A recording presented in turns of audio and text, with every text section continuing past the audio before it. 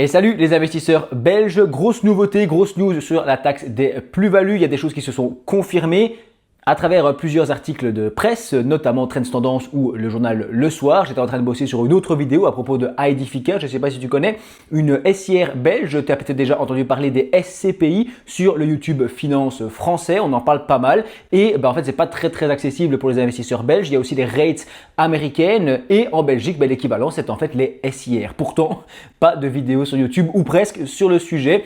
Donc, ce sera un thème pour demain, Aedifica étant l'un des plus gros noms du secteur. Bref, tu verras ça, c'est super intéressant, mais rien à voir avec le thème d'aujourd'hui, les taxes sur les plus-values. En très gros, parce que je ne vais pas rappeler tout ça ici, tu tapes taxes des plus-values, bourse Belgique, même GoTeco, ce genre de mots-clés, tu vas retomber sur toutes mes vidéos où on avait vraiment analysé pas à pas l'évolution de cette taxe et certaines choses par lesquelles on est passé et certaines choses qu'on a pu un peu éviter, tu vois. Mais en très gros, bien, la taxe sur les plus-values était exonérée pour le profil de bons pères de famille, ceux qui faisaient très peu d'opérations ou en tout cas des opérations plutôt non spéculatives. Enfin, il y a plusieurs conditions, mais en très gros, c'est ça l'idée. Après, il y avait les spéculateurs, les professionnels, tout ça, mais ce profil de bons pères de famille n'était pas spécialement taxé sur les plus-values.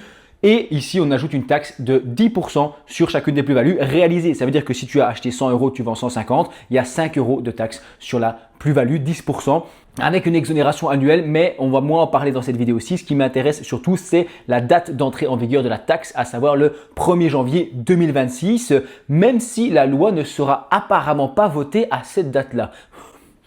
Ok, ça paraît spécial, mais je vais expliquer tout ça et il y a des arguments que je trouve recevables. De toute façon, c'est pas comme si on avait fort le choix.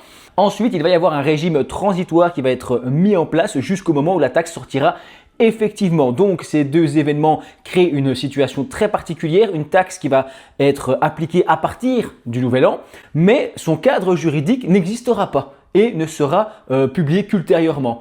Donc, c'est un peu spécial. Il y avait un autre scénario dont j'avais parlé dans une autre vidéo où je disais, tiens, on pourrait très bien avoir une année qui se chevauche ou pendant une certaine période, comme la taxe n'est pas sortie, dans ce cas-là, on aurait l'ancien système, donc les plus-values toujours exonérées sur certaines conditions. Et ensuite, à partir de la date butoir, on dit, voilà, en plein milieu d'année, à partir de maintenant, il y a la taxe des plus-values. Eh bien non, en fait, ça va se passer en cours 2026 apparemment. Ils ont l'intention, ou en tout cas, ils ont l'impression plutôt que les négociations n'auront pas terminé d'ici le 31 décembre et du coup que ce sera reporté pour les textes finaux, etc. et tout ça, mais que ce sera bien rétroactif à partir du 1er janvier. Donc les plus-values faites à partir du 1er janvier 2026, j'en perds mes mots, seront rétroactivement comprises. Comment ça va se passer? Il y a un peu plus d'infos que je vais t'expliquer dans cette vidéo.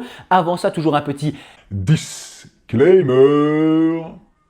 Aucun conseil fiscal, aucun conseil en investissement, aucune recommandation d'acheter, de vendre ou de faire quoi que ce soit comme stratégie. C'est une vidéo pédagogique, c'est important. Investir comporte des risques de perte en capital. Va voir mes disclaimers en description. C'est très important parce que malgré les infos et certaines infos solides que je te présente, il y a toujours des rebondissements, il y a des choses qui peuvent évoluer. On ne sait jamais trop ce qui se passe en Belgique.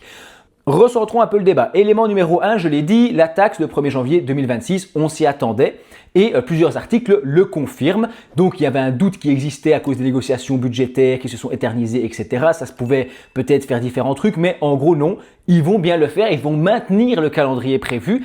Pourquoi? Eh bien parce que le budget prévoit que cette taxe rapporterait environ 500 millions € par an en régime normal, en classique. Et donc, ils comptent là-dessus pour boucler leur budget, ça fait partie du truc. C'est pour ça qu'ils veulent apparemment absolument la mettre en place au 1er janvier 2026. Je comprends en fait qu'ils ont prévu ça dans le budget et que ce soit mis dedans. Après, je ne suis pas certain qu'ils aient prévu comment les gens vont réagir, mais là, ce n'est plus de mon ressort, n'est-ce pas? Chacun fait ce qu'il veut. Dans le sens où on en a déjà parlé ensemble, mais le fait que certains pourraient ne pas vendre, pas spécialement par peur des 10%, mais par peur administrative, de se dire, bon, je comprends rien, je préfère rester loin de tout ça. Et en tant qu'investisseur passif, de toute façon, je fais pas beaucoup d'opérations, donc c'est pas si compliqué. D'ailleurs, on touche un point, si tu es un investisseur passif ou semi-passif qui ne fait pas beaucoup d'opérations, c'est pas comme s'il y avait un tracking tous les jours avec un Excel à faire, avec des centaines de plus-values à suivre, etc. C'est pas le cas, tu vois. Donc dans tous les cas, même moi en tout cas personnellement, je fais peu d'opérations de vente. Donc les achats, on s'en fiche, on peut acheter tant qu'on veut, mais des opérations de vente avec plus-value, en fait j'en fais très peu sur une année finalement, et donc voilà, j'aurais pas non plus un suivi incroyable à faire. Autre élément extrêmement important, c'est le fait que cette loi ne serait pas prête en fait au 31 décembre 2025. De ce fait, les négociations budgétaires ont pris trop de retard et donc la Chambre ne pourra pas voter le texte à temps. C'est ce qui est dit. Conséquence directe, on se retrouve avec une taxe existante, mais sans cadre légal final. Donc, c'est une sorte de régime transitoire, c'est pour ça le titre, qui est officiellement mis en place pour la durée entre le 1er janvier 2026 et la date effective, le moment où ça rentre vraiment en vigueur. Mais il y aurait un effet rétroactif, j'en avais parlé encore une fois dans une autre vidéo, qui s'appliquerait à toutes les ventes et toutes les plus-values réalisées à partir du 1er janvier 2026. Même si la loi n'est votée qu'en janvier, février, avril, j'en sais rien, ce serait donc rétroactif. Maintenant, il faut que je mette un chapitrage, il y a le fonctionnement de cette période transitoire, de ce régime de transition. Pendant cette phase qui va durer du 1er janvier jusqu'à l'entrée en vigueur officielle de la taxe, les banques ne retiendront apparemment pas la taxe lors de la vente des titres. Si tu as suivi mes autres vidéos, encore une fois, il y avait un système de opt-in, opt-out qui dit que en gros, les banques seraient chargées de prélever automatiquement la taxe de 10% à chacune des plus-values. Et c'est à nous, contribuables, en fin d'année de dire, voilà, il y a 1000 € qui sont exonérés, c'est 10% de 10 000 de l'exonération, là, tu vois. Et donc, je réclame ça ensuite dans ma déclaration d'impôt. Et il y aurait une possibilité de opt-out, de dire non, moi je ne veux pas ça, je préfère m'en occuper moi-même et que la banque ne prélève pas. Et l'option par défaut, ce serait que la banque prélève la taxe. Et il faudrait demander donc pour qu'elle ne la prélève pas et pour qu'on le fasse nous-mêmes.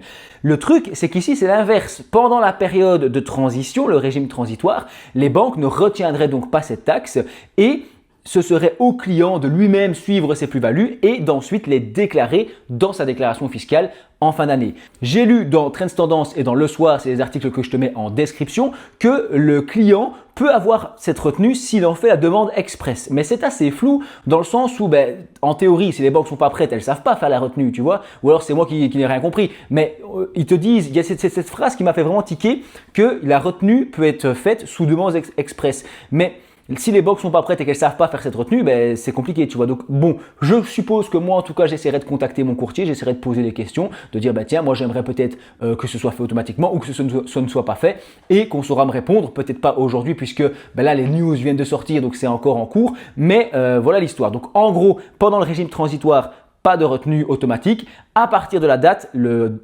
système par défaut, c'est la retenue automatique des 10% des plus-values. Et dans tous les cas, le contribuable est lui-même responsable de réclamer l'exonération sur la plus-value pendant sa déclaration d'impôt. Donc ça paraît logique.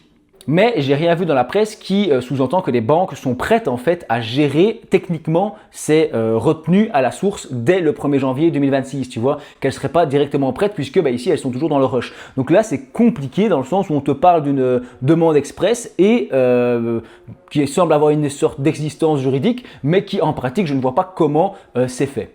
Laisse-moi faire un peu de ménage entre ce qui semble confirmé et moins confirmé. D'abord, dans les confirmations, la taxe donc entre bien en vigueur le 1er janvier 2026. Et la loi, elle, serait votée plus tard, puisqu'ils ne seront pas prêts manifestement au 31 décembre 2025.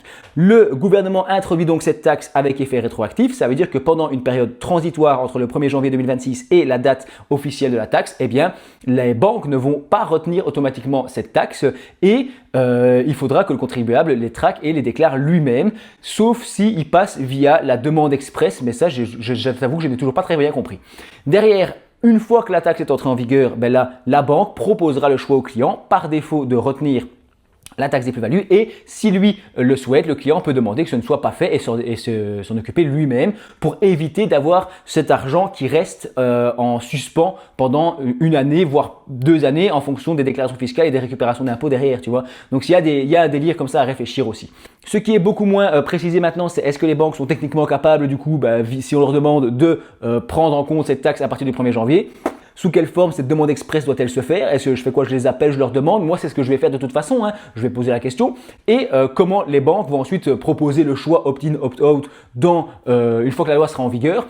Et quelles seraient les sanctions éventuelles ici s'il y a des oublis ou des incompréhensions et qu'on se trompe? Est-ce que normalement il y aurait une période un petit peu aussi où si on fait une petite erreur, est-ce qu'on serait moins puni que si c'est dans le système futur? Tu vois ce que je veux dire? Puisque c'est un petit peu le fouillis quand même. Il y a des gens, s'ils font des plus-values en début d'année 2026 et qu'ils n'ont jamais touché une déclaration d'impôt, comment est-ce qu'ils font derrière? Tu vois, donc ça c'est autre chose.